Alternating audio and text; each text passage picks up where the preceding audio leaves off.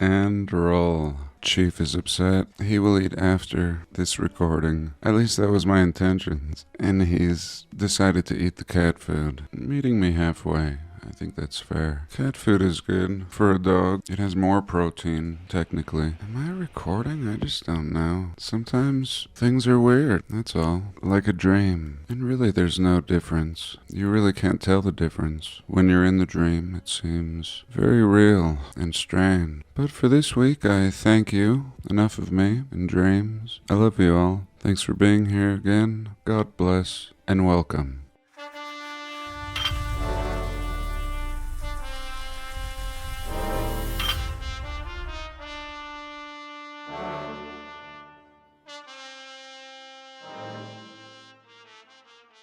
So where to begin? As usual, I'm running late. This is old research or from days ago, and it's kind of brand new, but I kind of remember too, of course. This is some place. God, I'm out of order. I'm gonna have to share it out of order. This is some place in Chicago, I believe, but all over. And it says museum, archive, and consulting, but really they're just selling off. Oh, it's like they don't want to let me in today. They're selling off salvaged things from the old world. Here, for example, things from Chicago theaters, Chicago buildings, tech, all kinds of things, really. I mean, really things that do belong in museums and should be studied. And I'm glad we can at least have access here. So here, for example, a very rare and important interior of Grand Central Station, or terminal air ventilation grill, attributed to Helka architectural bronze and iron work out of New York. And here it is, and here is the beautiful building, unreal, unnecessarily large, demolished, and these are the pickings. Pickings are for sale, still. Pretty mind-blowing. I'm appreciative of the photographs and even images of many of the things that they have sold. Some of them are still on the website, archive, but simply marked as sold. Here's underneath building, just as beautiful,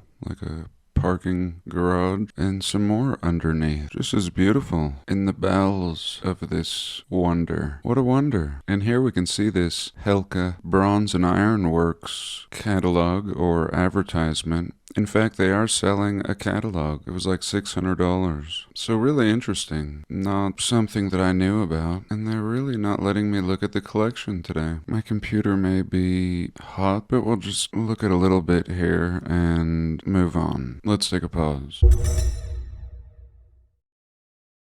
This was recently shared with me by a kind Patreon, Ed. Thank you, Ed. But anyway, this was a Reddit post of 1929 Chicago World's Fair. And this is the Science and Industry building. Let's give it a click here so you can see. And I had never seen it. And of course I thought, is this AI? And actually, I dropped it into Google Images. Maybe I'll do that real quick. Okay, here we go. Dropping, and boom. And it even gives us some more pictures like it. So here's a Getty. And you know how I feel about this Getty and all these companies that slap their name on old historical photos. Very wrong. But nonetheless, we're getting great weathered photos of these buildings. I mean, is this really what they discovered? Now today I'm glad their name is on it. And again, I asked Google what this is. I even took it further. I'll do it again. It says add to your search, and I'll ask, is this AI? Let's see what it says. No, it says, the image is not AI generated. It is a historical photograph of the Palace of Fine Art from the 1893 World Columbia Exposition in Chicago, which later became the Museum of Science and Industry. Okay, so here we go. Official Google. Google is the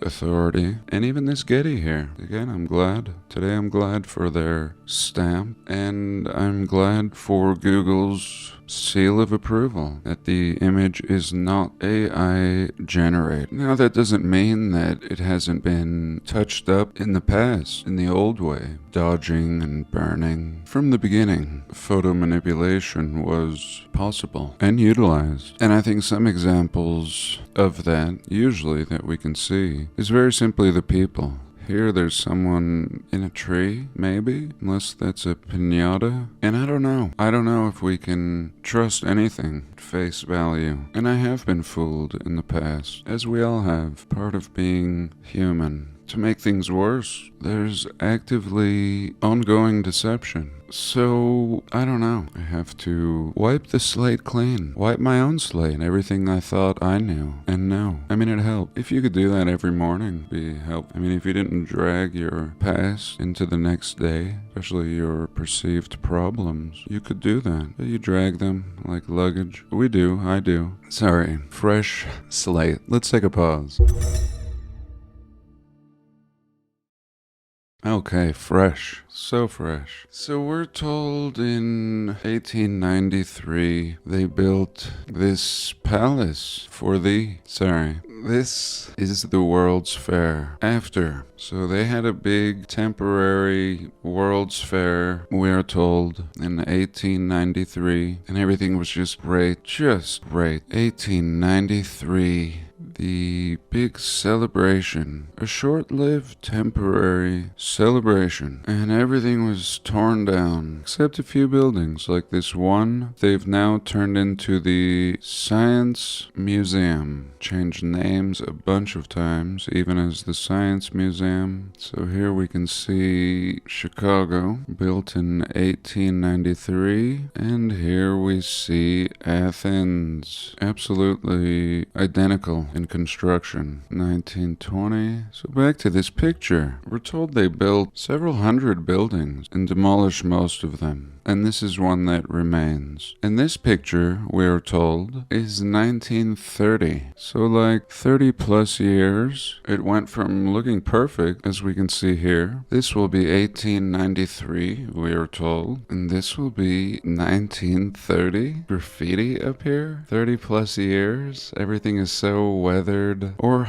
is this something that has been recently added? Is it artificial? Made to lead us to believe that it is cheap and flimsy, helping to push the idea that it was cheap and flimsy, justifying the millions that they invested, we are told, again, in 1930, so that they could open this museum in, I think, 1932. In any case, they only start talking about it in 1926. Here we have a philanthropist, again, like a Carnegie, but this time it's the Sears and Roebuck Company and his club and members. We're told they paid $3 million towards the cost of converting the palace. And yeah, eventually it opens in 1930. So this photo may be suspicious. Put here from higher up, sanctioned by officialdom. I don't know. I'd love to hear your thoughts. Do you think this is legit? I think that what we're looking at, especially in these old photos, is something much more robust and permanent. Every bit as permanent as the nation's capital. Same quality materials. So let's take a pause.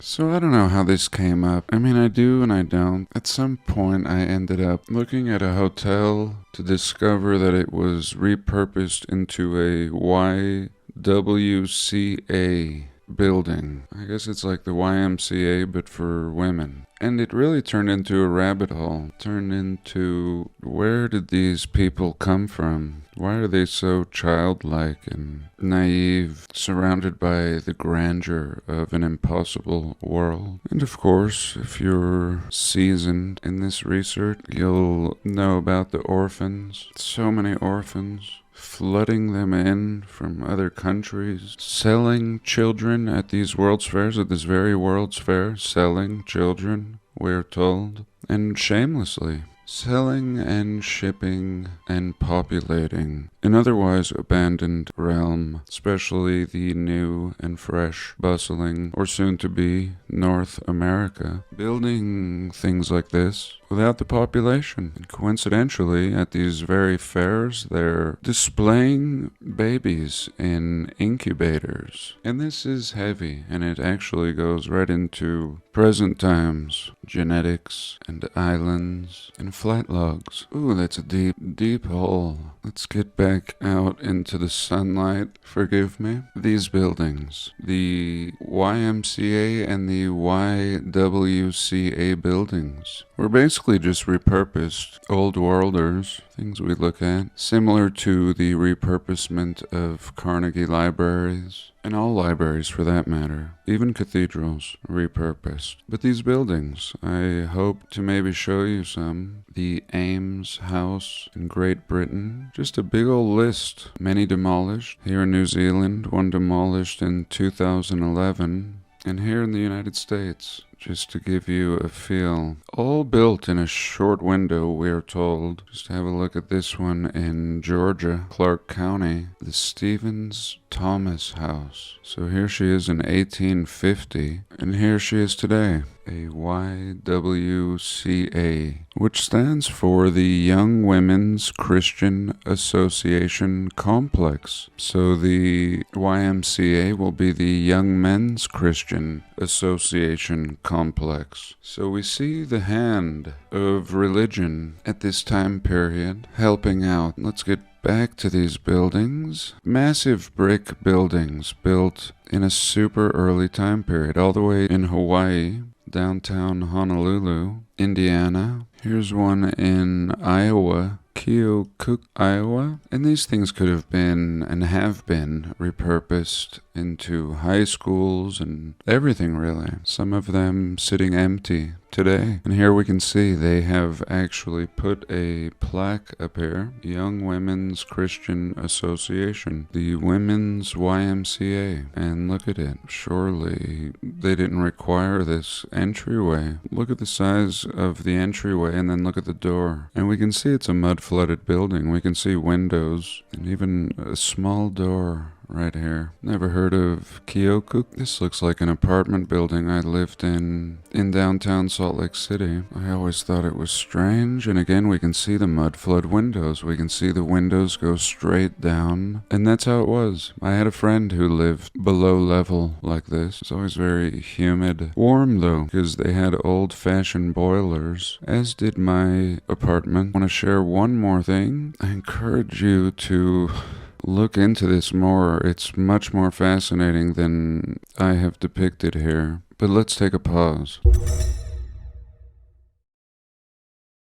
Okay, I think I'm just going to end with this cemetery. I don't care what I say about it. I must share it. This again was shared with me by a kind Patreon. We've recently started doing live Zoom meetings. It's been very enlightening to be able to discuss all these things in real time. And what is this? I ask you in this moment. What can we say about this? These are graves. This is a cemetery from long ago. Like nobody doing this today, even close to this. Full-size doors, rather large doors actually, for the dead. Urn up here. Super detail. No detail spared. And I don't know. What I can see here is brick popping out. Hello, brick. So we can see that this has been beautifully, unexplainably facaded over brick. And the brick in pretty rough shape. So was this a brick city? Was this a little city originally? Perhaps partially buried, wrecked, and turned into a cemetery at an early time period by a people with skills, a people that had the ability to refacade over this brick city, turning it into burials? Or is the burial a modern narrative? Because what we learn is there's a hole underground. All of these lead down under, and I believe there's tours. And what can we make of that? Really cool concept in a sense. This was your entryway into your home and you went down under. and it was private and maybe connected to a grander communal area, shopping. I don't know. What do you think? What do you think? I don't know if you can hear the magpie out there. Magpie. Kind of cackling, if you know the sound of a magpie. I would never try to even make it, but yeah. This may just be the top of the city. Cemetery-like park, especially here. A tourist attraction. Could have been a World's Fair. Here it says rest in peace. And here we can see it from above. Really looking like something that was buried and carefully excavated. Here we can see 3 domes, little mini cathedrals. It's everything about it. It's the floor, the statues, the amount of money. Talking about building a little city, a little mini city, and again with a complete underworld. This again is in Buenos Aires. Some of you will have seen my past video where I just fell in love with Buenos Aires and many towns and cities in South America. And you can see why. This is just a cemetery. Imagine what everything else looked like. And I love this. This is where we can expect at least a portion of the old world to survive. We can study building techniques as they demolish everything around us. The wall around it, just the wall brick. Again, we saw the facading over the brick, lending that all of this is brick. Brick core facaded over. They didn't facade the wall, but they did facade portions of it here by the entryway, perhaps saving their resources for the interior. And as I showed you in a little town north of Buenos Aires, in one of those past videos, we had a beautiful domed Capitol-style building that was actually a church that was made of brick that they only in recent times facaded over. Doing a really poor job, in my opinion. But this is next level. Just a mess. Be interesting to look into the names on these graves. Again, I'm suspicious of this idea. I mean, it almost has like a World's Fair kind of feeling. Like just bring all the tech and bring all the ruins, just bring them all here. Kind of showcase perhaps some kind of heart, some need to preserve all of this, because it's all jumbled in here like some kind of showroom. Like you could buy one of these and they would just move it, ship it. The Recoleta Cemetery. Awesome, awesome share. And in fact, I have shared in the past cemeteries like this in North America. Same. Very unknown to most people. I mean, who's really hip on their cemeteries? So cool. Here we can see another one with brick popping out. We had any doubt? Absolute quality. Brick, cement, marble. Look at this facading over this one with stained glass. Of course, we can see all the different levels. I mean, it's a real study for everything that we research. Just sitting here, a story eager to be read. God, I wish I had more time. If I have more, I'll jump back in. But for today, I thank you. I love you all. God bless, and I'll see you in the next one.